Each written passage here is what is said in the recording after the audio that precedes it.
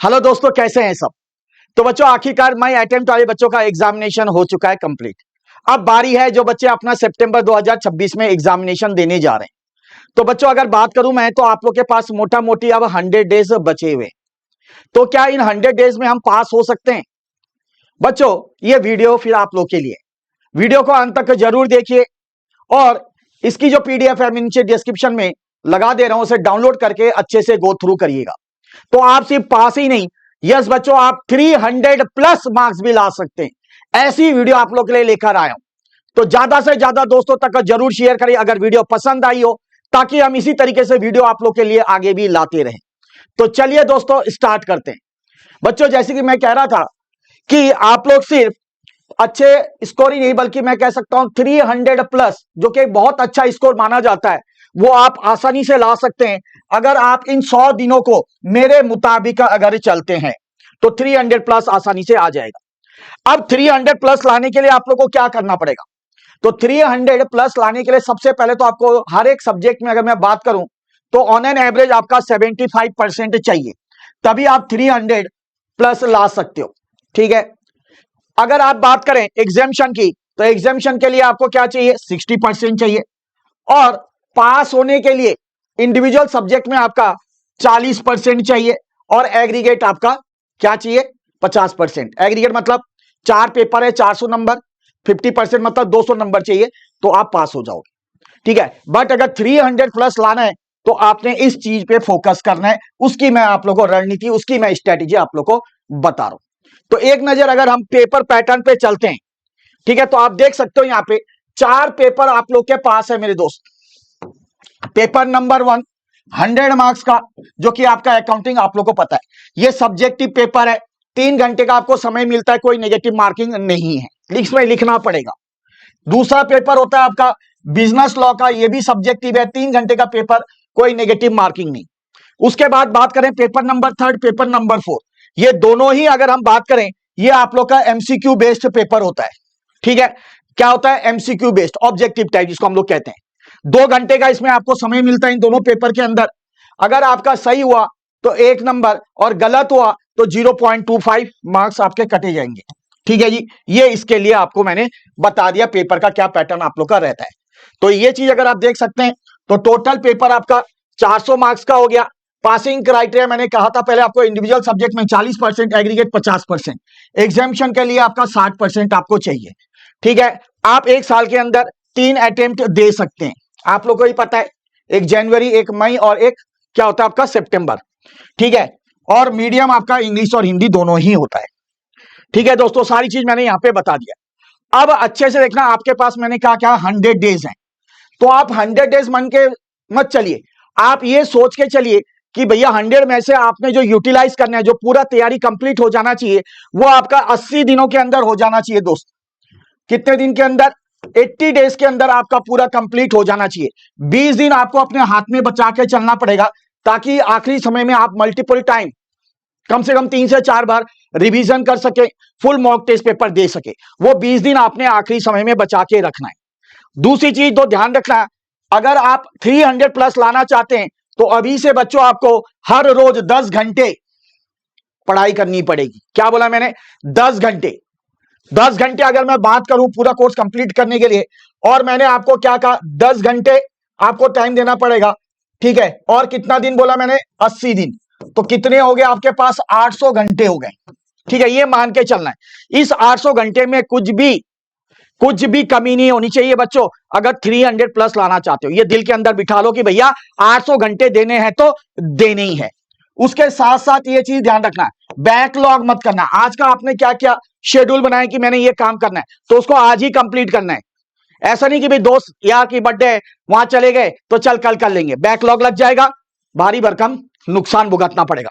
Sunday कोई of नहीं बेटा, संडे कोई ऑफ नहीं, संडे भी पढ़ाई करना पड़ेगा, रूटीन पे रहना पड़ेगा, क्योंकि समय कम है, 80 दिन कम है, 4 सब्जेक्ट की तैयारी करनी है।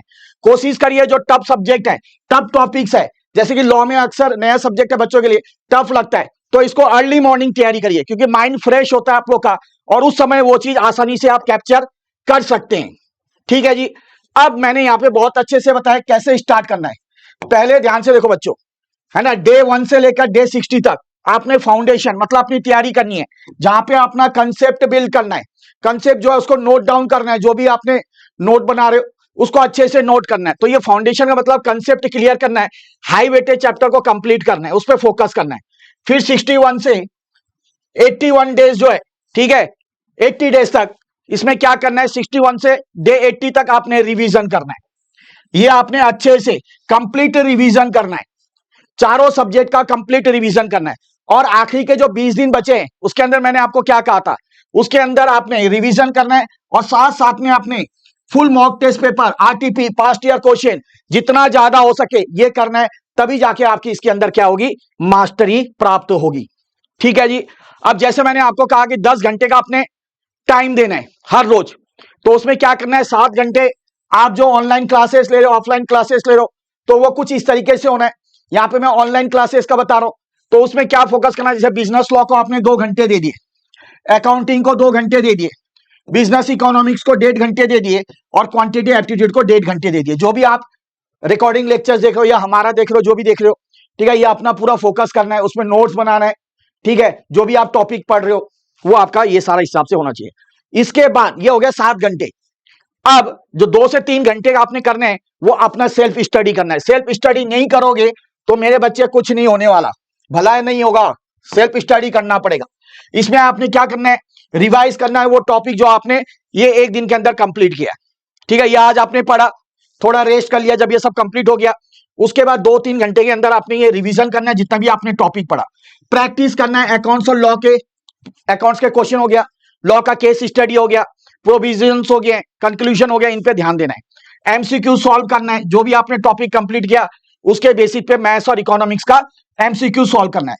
जहां पे आपकी गलतियां हुई है, मिस्टेक हुई है, उसको नोट डाउन आपने जरूर करना है, ठीक है, ताकि वो आप आराम से रिकॉल कर सके जब आप टेस्ट दे रहे हो, ठीक है। बाकी पेपर के बारे में ऑलरेडी मैं बता चुका हूं आपको, पेपर 1, पेपर 2, पेपर 3, पेपर 4 सब 100 मार्क्स के हैं। टोटल आपके कितने हो जाते हैं, 400, ठीक है जी। आगे आप बढ़ते हैं, सबसे पहले मैं आता हूं अकाउंट्स के ऊपर। ये 100 मार्क्स का सब्जेक्टिव पेपर है, इसके अंदर हाई वेटेज चैप्टर देखो दोस्तों, ठीक है, इनको छोड़ना नहीं है, करना ही करना है। इसके अंदर आपका अकाउंटिंग प्रोसेस इंक्लूडिंग बीआरएस, ठीक है, उसके बाद आपका इन्वेंट्रीज हो गया, डेप्रिसिएशन हो गया, बिल्स हो गया, 30 से 35 मार्क्स हाई वेटेज चैप्टर। उसके बाद फाइनल अकाउंट का आपका, ठीक है, इसके अंदर एनपीओ इनकम्प्लीट रिकॉर्ड्स 20 से 25 marks high weightage chapter. Company account 15 से 25 मार्क्स का लगभग। पार्टनरशिप एंड एलएलपी अकाउंट 15 से 20 मार्क्स। उसके बाद आपका थ्योरेटिकल फ्रेमवर्क 5 से 10 मार्क्स। ये आपने अच्छे से तैयारी करना है।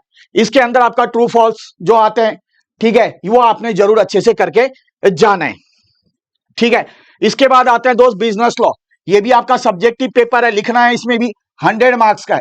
इसके अंदर हाई वेटेज चैप्टर देखो जो आपने करना है, ठीक है, इंडियन कॉन्ट्रैक्ट एक्ट 20 से 30 मार्क्स। उसके बाद द इंडियन पार्टनरशिप एक्ट, ये आपका हो गया क्या, 15 से 20 marks. The sales of goods act 15 से 20 मार्क्स। द कंपनीज एक्ट ये आपका 15 से 20 मार्क्स। उसके बाद ये थोड़े थोड़े, ये तो आराम से आप लोग का हो जाएगा, बट हाई वेटेज चैप्टर ये भी अगर आप कर लेते हो तो 70 नंबर यहीं पे हो गए, ठीक है, 70 से 75 यहीं पे हो गए।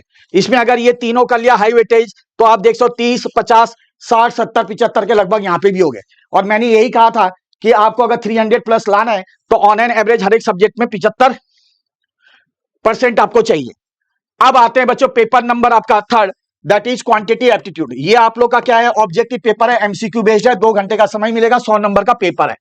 इसमें अगर हाई वेटेज चैप्टर बात करें, देखो सबसे पहला मैथमेटिक्स और फाइनेंस 12 से 16 नंबर, हर बार मैं आप लोग को कहता हूं, ठीक है जी। उसके बाद statistical representation of data plus central tendency, ये 18 से 20 marks. Stats, probability, theoretical distribution, ये आप लोग का सिर्फ प्रॉपर्टीज के ऊपर बेस्ड है, आराम से कर लोगे, 10-12 मार्क्स।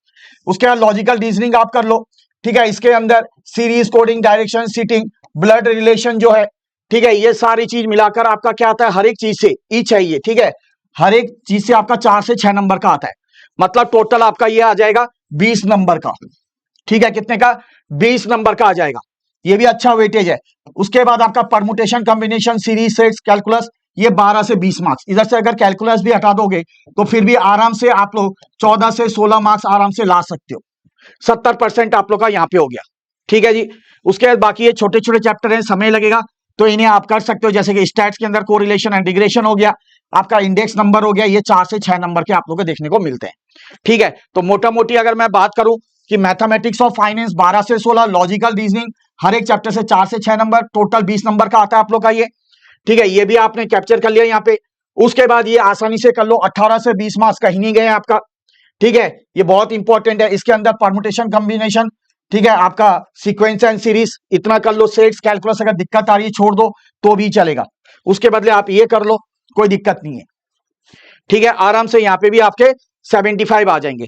इकोनॉमिक्स बहुत आसान, ये भी आपका ऑब्जेक्टिव पेपर है।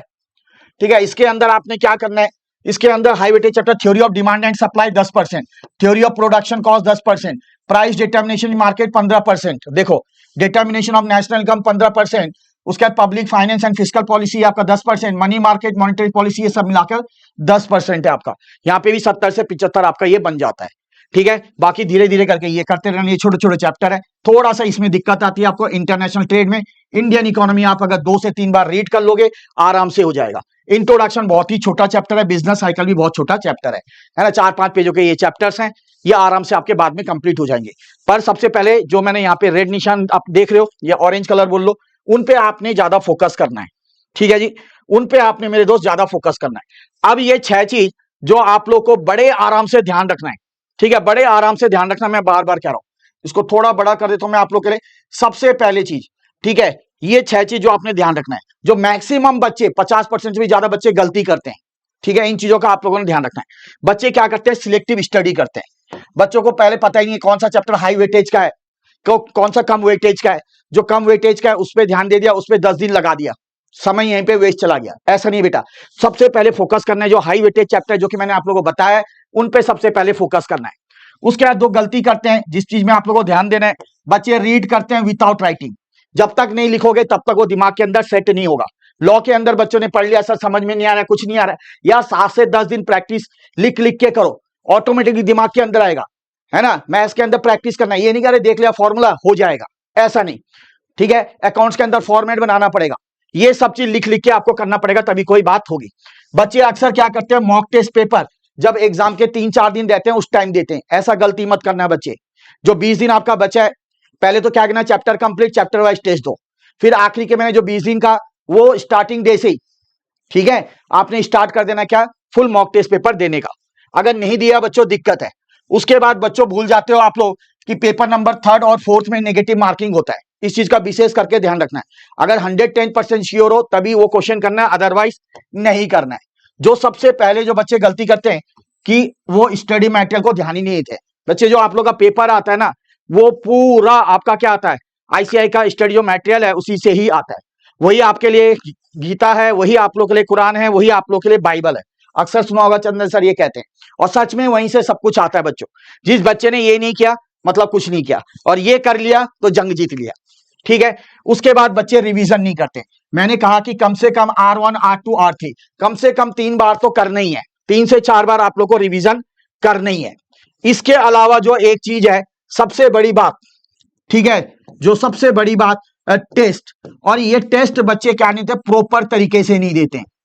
ये टेस्ट प्रॉपर तरीके से बच्चे नहीं देते, है ना। टेस्ट पेपर लिया, 2-4 क्वेश्चन कर लिया, या उनको पता नहीं कौन सा टेस्ट देना है, कहां से देना है, ये कुछ नहीं पता। अब बच्चों ग्रूमिंग किस तरीके से आप लोग को इस टेस्ट में मदद कर सकता है, तो बच्चों ग्रूमिंग एजुकेशन एकेडमी मात्र 750 रुपए में सितंबर 2026 के बच्चों के लिए, बच्चों चाहे वो चैप्टर वाइज टेस्ट हो, फुल मॉक टेस्ट पेपर हो, ये सारी चीजें आप लोग को प्रोवाइड करा रहा है, और सिर्फ इतनी प्राइस में, लगा लो एक पीजे की कीमत पे। और अगर बताऊं इसके अंदर क्या क्या फीचर्स आपको देखने को मिलेंगे, एक एक करके देखिए। जो टेस्ट पेपर होगा बच्चों बिल्कुल आईसीआई पैटर्न की तरह होगा। इसमें एक्सपर्ट आपको चेकिंग करके देंगे, डिटेल चेकिंग करके होगा, आपको सजेस्टेड आंसर्स मिलने वाले हैं बच्चों। इसके अलावा जैसे मैंने कहा chapter wise test, full mock test paper, ये सारी चीजें आपको मिलने वाली है। और साथ ही साथ में आपका परफॉर्मेंस फीडबैक कि आपकी परफॉर्मेंस क्या रही है इन टेस्ट के अंदर, ये भी आपको बता दिया जाएगा। हर एक आंसर जो आप करते हैं वहां पे कहां कहां गलतियां कर रहे हैं, वो सारी चीजें आपको यहां पे बता दी जाएगी। अब बच्चों आप लोग सोच रहे होंगे कि सर आपने सारी चीजें तो हमें बता दी, बट सर अभी से हम स्टार्ट करेंगे तो कैसे करना है, थोड़ा कुछ दिनों का हमें हिंट बता दो। तो चलिए बच्चों वो भी लेके आए। मान लो कि आप आज से स्टार्ट कर रहे हो, तो सबसे पहली चीज जो आपने ध्यान रखना है बच्चों, 10 घंटे आपने करना है ठीक है, और कितने दिनों तक, 80 दिनों तक। उसके बाद तो आपने क्या करना है, फुल मॉक टेस्ट पेपर और रिवीजन करना है। तो आपने टाइम टेबल बनाना है सबसे पहले, 10 घंटे के अंदर क्या क्या करना है आपने, जो चीज मैंने आपको बताई थी, है ना, किस हिसाब से सब्जेक्ट को पढ़ना है, फिर सेल्फ स्टडी 2 से 3 घंटे देना है। तो इस हिसाब से 80 दिन का पूरा आपने शेड्यूल बनाना है, टाइम टेबल बनाना है। उसके बाद बच्चों ध्यान रखना, स्टार्ट द लीजेंड पेज, ये क्या है, जैसे आपका चैप्टर कंप्लीट होता है ना, उसके बाद 1-2 पेज आखिरी के छोड़ देना है, ताकि जो इंपॉर्टेंट फॉर्मूलेज हैं, थ्योरीज हैं, फॉर्मेट है, वो आप नोट कर लो, ताकि जब रिवीजन करने बैठो तो आप लोग को दिक्कत ना आए। और ध्यान रखना बच्चों, जैसे ही आपका एक चैप्टर कंप्लीट होता है, चैप्टर वाइज टेस्ट देना ही देना है, ठीक है। और जब 20 दिन बचेंगे आखिरी के, तो उसमें फुल रिवीजन और mock test paper, full mock test paper देना है। तो उम्मीद करता हूं कि आप इस चीज को फॉलो करेंगे, और ये अगर करते हो बच्चों, मैं गारंटी के साथ कह सकता हूं सितंबर 2026 में आपकी जीत पक्की है। तो चलिए बच्चों, इसी के साथ वीडियो को यहीं पे समाप्त करता हूं। मिलता हूं बहुत जल्द और एक वीडियो के साथ, तब तक के लिए जय श्री श्याम।